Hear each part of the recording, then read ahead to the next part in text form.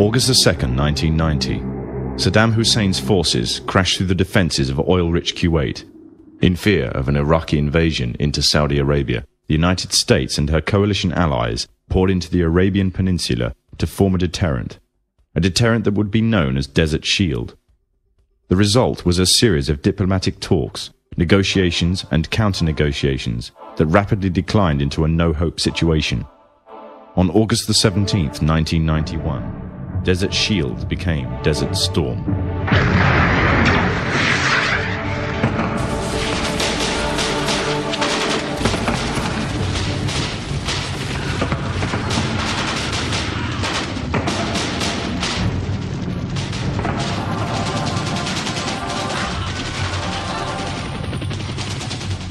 The conflict was witnessed by millions through the eye of CNN and the BBC, showing propaganda of the systematic eradication of Saddam's forces by a coalition far superior in technological, political, and economic power. However, what was little known was that from the outset the war was engineered, controlled, and manipulated by an elite group. A group which had created the illusion of a man with power, at the head of a million-strong army, on the verge of going nuclear. A man who had gained control over 1/5 of the world's oil overnight. However, in reality, he was merely a pawn, in amongst many pawns, just a puppet in a grand master plan, with the Gulf War as a well-orchestrated stepping stone.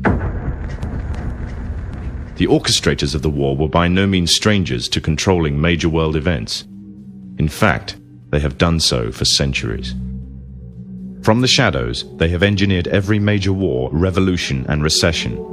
They control everything you read, everything you hear, and everything you see.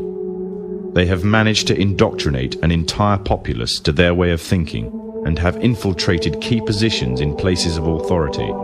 And it is from the shadows that they have created a new political order, a new economic order, and more sinister, a new religious order. Their ultimate aim is total global domination, and they will stop at nothing to reach their goal. The goal that was outlined in a speech given by former President of the United States, George Bush. What is at stake is more than one small country. It is a big idea, a new world order.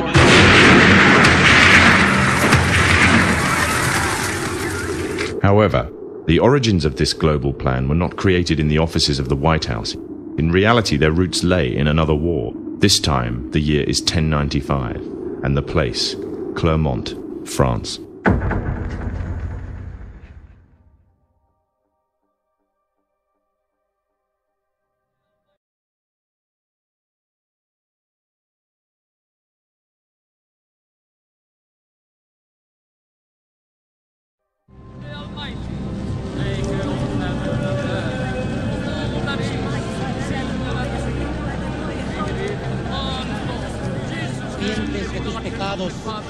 En el nombre del Padre, del Hijo y del Espíritu Santo. 11th century Europe was ruled by the Church, which held a firm grip on the hearts and minds of the people. This power enabled Pope Urban II to wage war on the Muslim Caliphate and crusade in what he called a War of the Cross, to recapture the land of Jerusalem. It had been under Muslim rule since the year 637, but in 1099, this rule was brought to a bloody and sudden end. In the name of the cross, women were raped and murdered. Children were put to the sword, and it is said that blood ran in the streets knee-high to the horses. Out of this land of bloodshed and terror, a group of men arose. Men that would stop at nothing to get what they wanted, no matter what the cost. 20 years after Jerusalem was taken, the Dome of the Rock was seized by a group of warrior monks calling themselves the Knights of the Temple of Solomon, or more simply, the Knights Templars.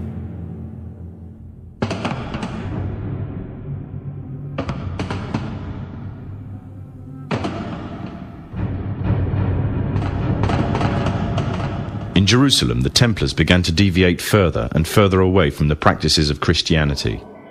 They learnt the secret arts of the Kabbalah, an ancient form of Jewish magic, along with its dark rites and rituals. The Jews had learnt the arts from the pagans of ancient Egypt during the times of enslavement to the Pharaoh, and developed them into Babylon at the time of Nebuchadnezzar. In 1307, King Philippe of France arrested them for charges of denial of Christ, homosexuality, and idol worship, as well as magic.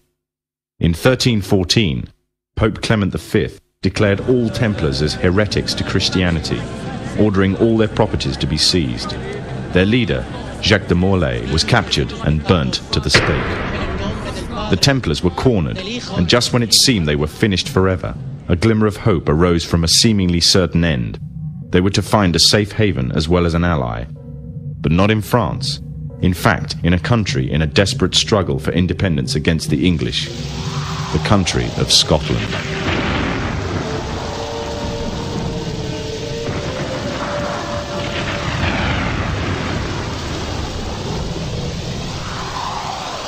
For some, Scotland's hope of independence had died with the death of William Wallace.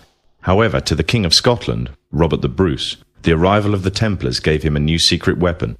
Their experience, gained over 200 years of fighting the mighty armies of Islam, had made them expert in combat and warfare, and more than a match for any army brought before them.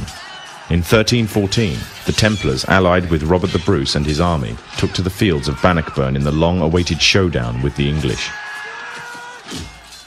Robert the Bruce's foresight paid off. The 25,000-strong English army suffered a humiliating defeat at the hands of only 6,500 men.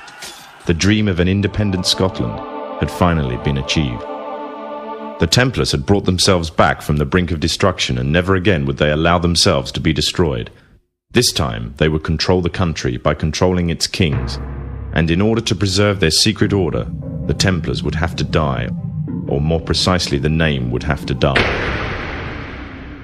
The Templars, who had escaped Europe, were finally laid to rest in Rosslyn Chapel, Scotland, which stands to this day as sign of their presence in Britain. Their descendants became the true power of Scotland.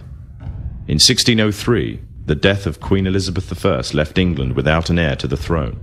By virtue of descent, King James V of Scotland became King of England. In doing so, Scotland and England joined to form a new kingdom, and the power that the Templars held over Scotland spread to give them a firm grip on the whole of Great Britain. For over 100 years, the Templars concealed their activities, fading into the background until they were little known and little remembered. However, they did not cease to keep a firm grip on Britain. All the time they were planning, regrouping, and infiltrating positions of power in all corners of the kingdom. In 1717, the Templars made their reappearance in Europe. They had grown in both number and strength, and were now ready to coin a new identity, free from their reputation of the past, and given credibility by none other than the monarchy and aristocracy of England. And the name they chose for themselves was a name that would be known by many, but understood by a few. This new name, the Freemasons.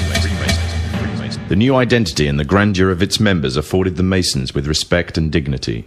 The first royal member of the Freemasons was Frederick, Prince of Wales. The latest members include Prince Philip, the Duke of Edinburgh, and consort to the current Queen of England, Elizabeth II, who herself is a grand patron to the Masons.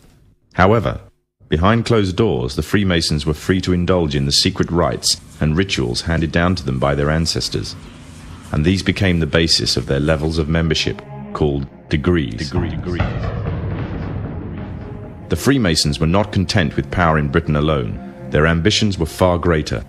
In the years to come, the world would witness Europe and America being plagued by wars and revolutions, each more devastating than the other. However, these would not be as commonly believed, the spontaneous effects of a downtrodden people, but in fact schemes created by the exclusive few, driven by hunger for absolute power. All this would take place from the very country from which they had fled centuries earlier, and would become the base for their global domination.